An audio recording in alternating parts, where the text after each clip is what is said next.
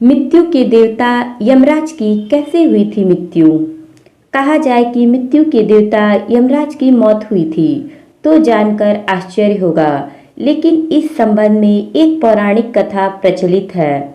मान्यता है कि कालंजर में शिव भक्त राजा श्वेत राज्य करते थे।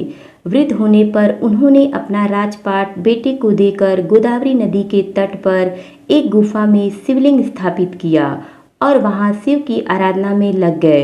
वे राजा श्वेत से महामुनि श्वेत बन गए थे।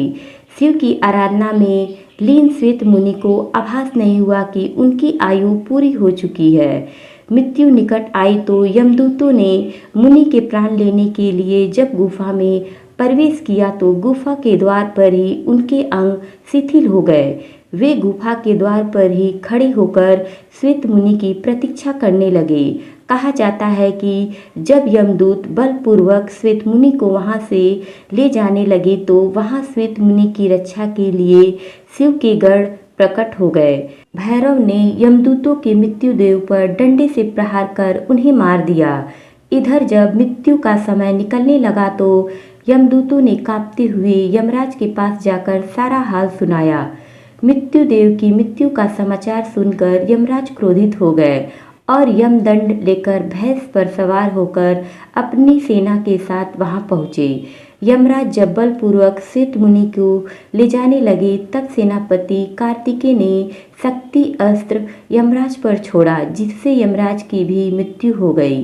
भगवान सूर्य के पास पुत्र की मृत्यु का समाचार पहुंचा तो सूर्यदेव इस समस्या के समाधान के लिए भगवान विष्णु के पास गए। विष्णु ने भगवान शिव की तपस्या कर उन्हें प्रसन्न करने का सुझाव दिया।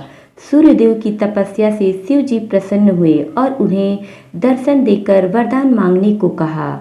तब सूर्यदेव ने कहा कि हे महादेव, मेरे पुत्र यमराज की मृत्यु के बाद पृथ्वी पर असंतुलन फैल गया है। संतुलन बनाए रखने के लिए यमराज को पुनः जीवित करने की प्रार्थना की।